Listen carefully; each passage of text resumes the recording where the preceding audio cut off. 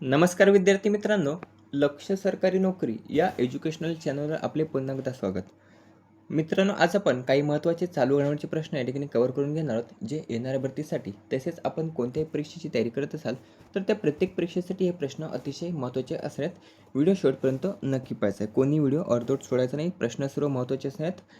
त्यासोबत माहिती देखील आपण या ठिकाणी कव्हर करणं, त्यासाठी आपल्याला वही आणि पेन घेऊन बसायचं आहे. जेवढी काही महत्त्वाची माहिती सांगण्यात येईल ती आपल्याला वहीमध्ये नोट डाऊन करायची आहे. आजचा आपला भाग असणार आहे 534. या भागामध्ये आपण 7 ऑगस्ट 2026 या दिवसातील महत्त्वाचे चालू घडामोडीचे प्रश्न हे कव्हर करून घेणार आहोत. चॅनलवर जर नवीन असाल तर चॅनलला अवश्य सबस्क्राईब करून घ्यायचं आहे. चॅनलचं नाव आहे लक्ष सरकारी नोकरी. आपले टेलिग्राम चॅनल आणि इंस्टाग्राम चॅनल या दोन्ही ठिकाणी देखील आपले पेज आहेत. त्या ठिकाणी आपल्याला सबस्क्राईब करून घ्यायचं आहे. त्या ठिकाणी काही रील्स असतील, पेजेस असतील ते आपण त्या ठिकाणी अपलोड करत असतो. त्यासाठी त्या ठिकाणी आपल्याला फॉलो आणि सबस्क्राईब करून घ्यायचं आहे. तसेच यूट्यूब चॅनल देखील आपल्याला सबस्क्राईब करून घ्यायचं आहे.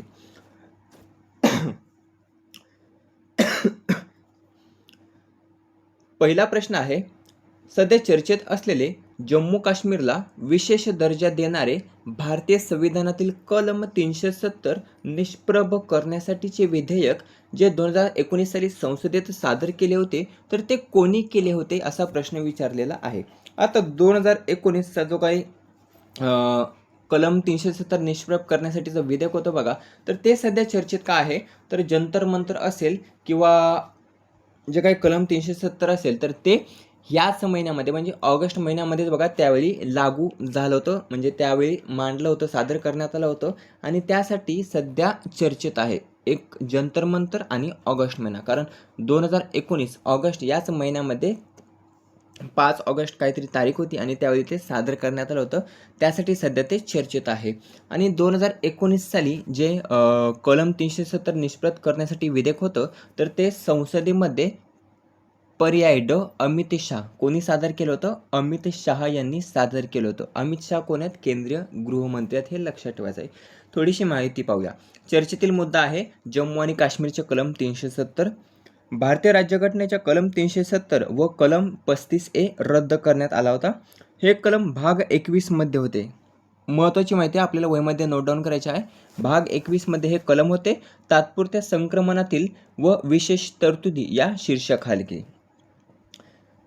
राष्ट्रपतींचा संविधान जम्मू व काश्मीरला लागू आदेश 2019 जारी केव्हा तर 5 ऑगस्ट 2019ला.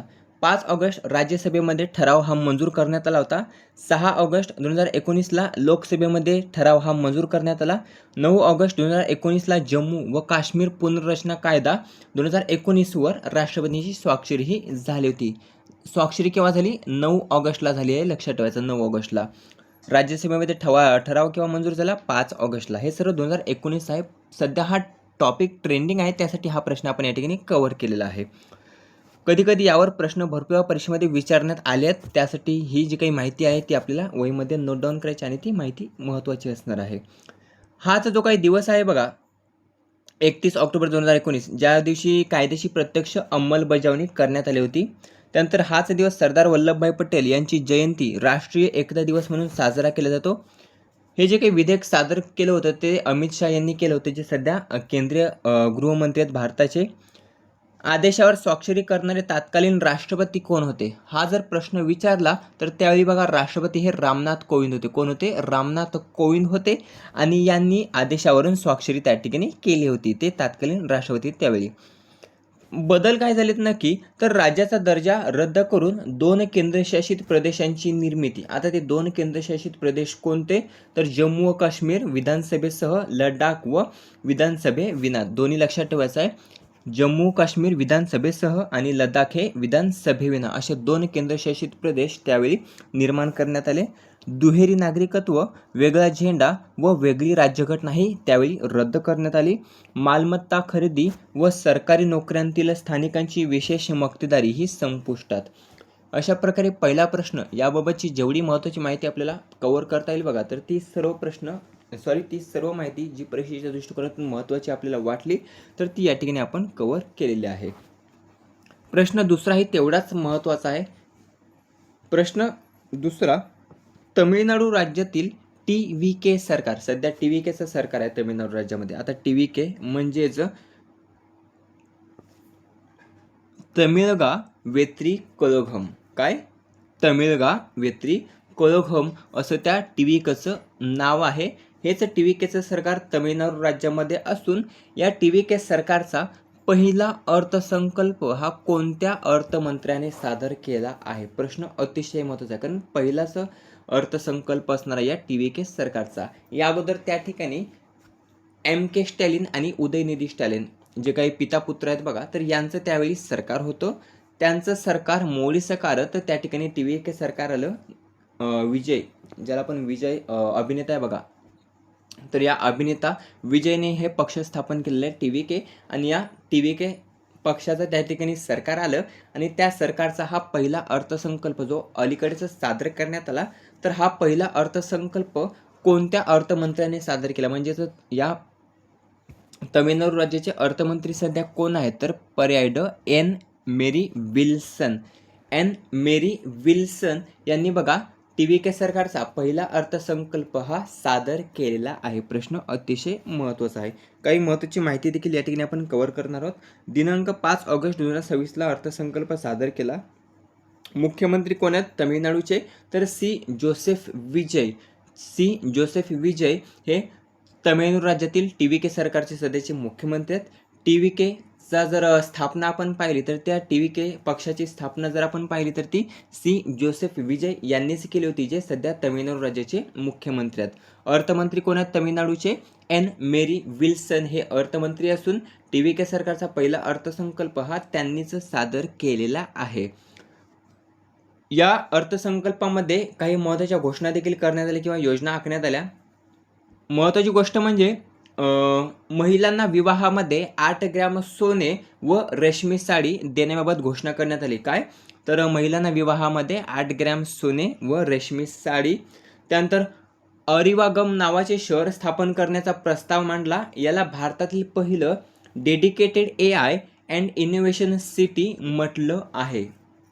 पुन्हा एकदा सांगतो, अरिवागम शहर जे असणार आहे बघा, तर ते स्थापन करण्याचा प्रस्ताव त्या ठिकाणी मांडण्यात आला, जे भारतातील पहिलं dedicated AI and innovation city म्हटलं आहे. त्यानंतर अन्ननसीर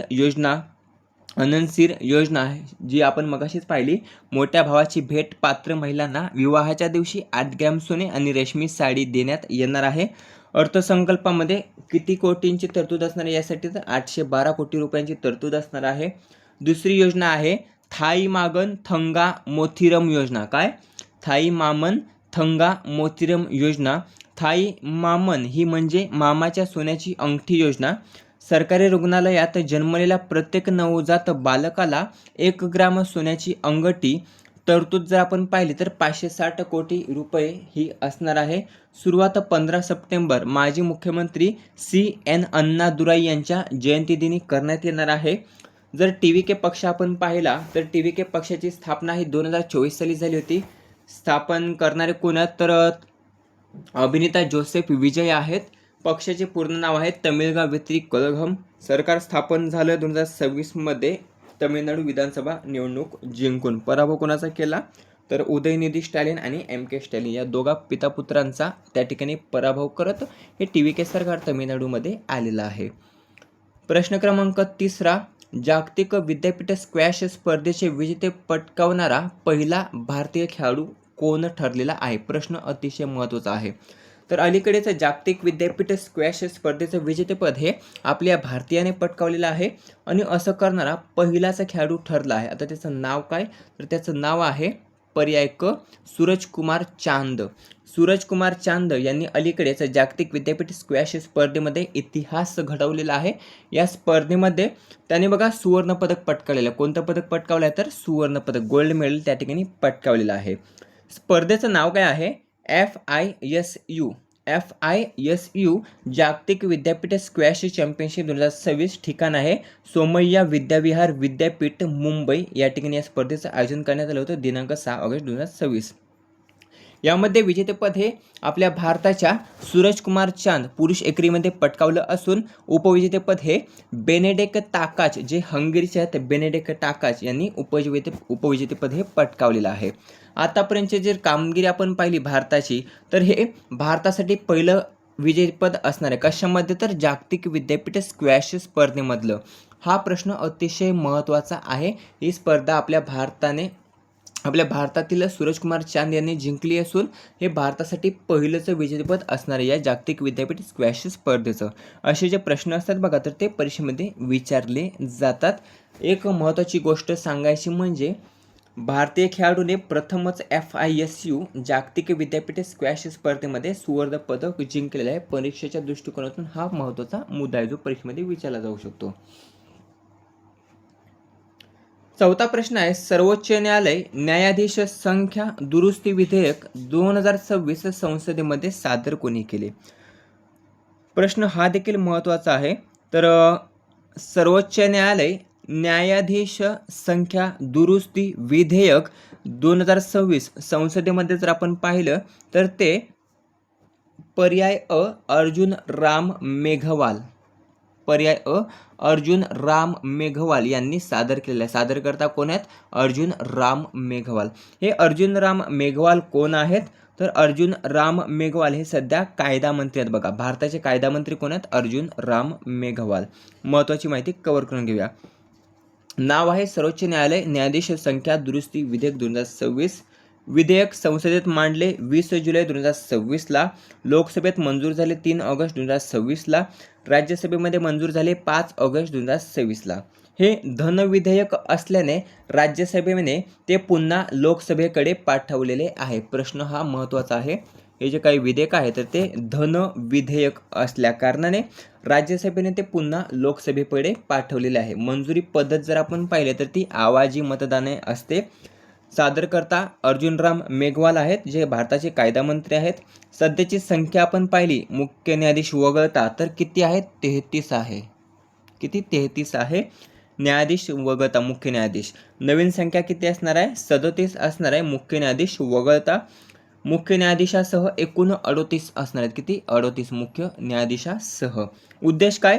तर प्रलंबित खटले कमी करणे आणि न्यायव्यवस्थेची कार्यक्षमता वाढवणे हा यामागचा मुख्य उद्देश आहे. कलम 124 सर्वोच्च न्यायालयाची स्थापना व रचना ही 124 कलमनुसार करण्यात आली आहे. पाचवा प्रश्न आहे, Pune Nashik semi high speed railway प्रकल्पासाठी कोणाच्या अध्यक्षतेखाली समिती नेमण्यात आली? तर पर्याय ब डॉक्टर अनिल काकोडकर. डॉक्टर अनिल काकोडकर यांच्या अध्यक्षतेखाली Pune Nashik semi high speed railway प्रकल्पासाठी समिती ही नेमण्यात आली आहे. प्रश्न क्रमांक 6, महाराष्ट्रामध्ये कोणत्या कालावधीमध्ये तिरंगा रॅली ही आयोजित करण्यात येणार आहे? तर पर्याय अ 9 ते 15 ऑगस्ट या कालावधीमध्ये महाराष्ट्रामध्ये तिरंगा रॅलीचं आयोजन हे करण्यात येणार आहे. ही जी काही रॅली असणार आहे तर ती 9 ते 15 ऑगस्ट या कालावधीमध्ये संपूर्ण महाराष्ट्रामध्ये आयोजित केली जाणार आहे. या उपक्रमाचा मुख्य उद्देश आपण पाहिला तर राष्ट्रीय एकात्मता, राष्ट्रप्रेम आणि देशभक्तीची भावना जागृत करणे हा यामागचा मुख्य उद्देश असणार आहे. 2026 जो काही 15 ऑगस्ट आपला स्वातंत्र्य दिवस असणार आहे तर तो आपण कितवा साजरा करणार आहोत? तर 80वा. लक्षात ठेवायचं आहे यावर्षी आपण 80वा स्वातंत्र्य दिवस साजरा करणार आहोत 2026 मध्ये.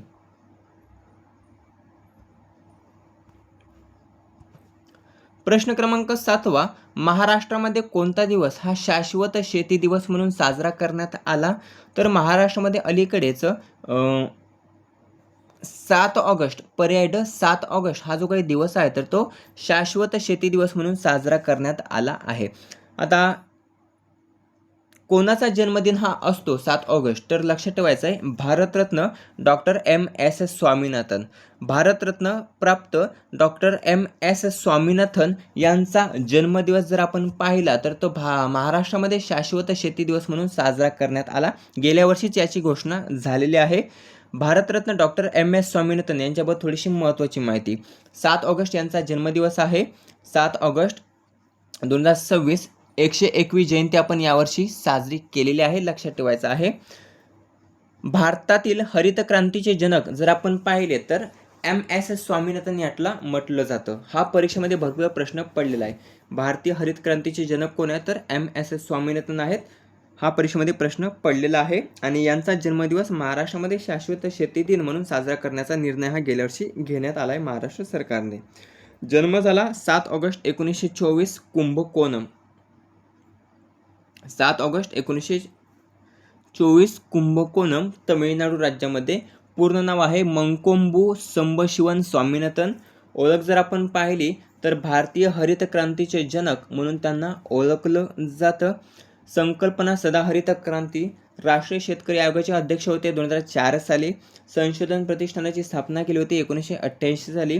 त्यानंतर जागतिक अन्न पुरस्कार प्राप्त 1987 साली. भारतरत्न पुरस्कार प्राप्त झाला होता 2024 मध्ये. मरणोत्तर निधन केव्हा झालं होतं तर 28 सप्टेंबर 2023 ला. त्यानंतरचा पुढचा 8वा आणि शेवटचा प्रश्न आहे, संपूर्ण T20 क्रिकेटच्या इतिहासामध्ये सर्वाधिक धावा करणारा फलंदाज कोण ठरला आहे? तर पर्याय अ, इंग्लंडचा विकेट किपर जॉस बटलर. जॉस बटलर हा संपूर्ण T20 क्रिकेटच्या इतिहासामध्ये सर्वाधिक धावा करणारा फलंदाज हा ठरलेला आहे. आता मागे कोणाला टाकलं आहे तर कायरन पोलार्ड. वेस्ट इंडिजचा जो निवृत्त झाला आहे कायरन पोलार्ड, तर या खेळाडूला मागे टाकत जॉस बटलर हा T20 क्रिकेटच्या इतिहासामध्ये सर्वाधिक धावा करणारा फलंदाज ठरलेला आहे, लक्षात ठेवायचं आहे. जर आंतरराष्ट्रीय क्रिकेटमध्ये पाहिलं T20 मध्ये तर बाबर आझम असं नाव आहे ज्याने सर्वाधिक धावा केलेल्या आहेत. इथे काय विचारलंय संपूर्ण T20 क्रिकेट, तर संपूर्ण T20 क्रिकेटमध्ये जॉस बटलर हा पहिल्या क्रमांकावर, दुसऱ्यावर आहे कायरन पोलार्ड. दोघांची धाव संख्या जर आपण पाहिली तर जॉस बटलरची आहे 14,833 आणि कायरन पोलार्डची आहे 14,803. लक्षात ठेवायचं आहे 30 ने फरक झाला असून पहिल्या क्रमांकावर आता जॉस बटलर आलेला आहे. कोणत्या संघाचा खेळाडू आहे तर इंग्लंड या संघाचा खेळाडू आहे. तिसऱ्यावर क्रिस गेल आहे, चौथ्यावर एलेक्स हेल्स आहे, पाचव्यावर डेव्हिड वॉर्नर आहे. एक प्रश्न तुमच्यासाठी, हे झालं जागतिक स्तरावर. भारतामध्ये T20 क्रिकेटमध्ये सर्वाधिक धावा कोणत्या खेळाडूंनी केलेल्या आहेत? माहिती असेल उत्तर तर आपल्याला कमेंट करून सांगायचं आहे. मित्रांनो, अशा प्रकारे महत्त्वाचे 8 चालू घडामोडीचे प्रश्न या ठिकाणी आपण माहिती सकट कव्हर करून घेतले आहेत.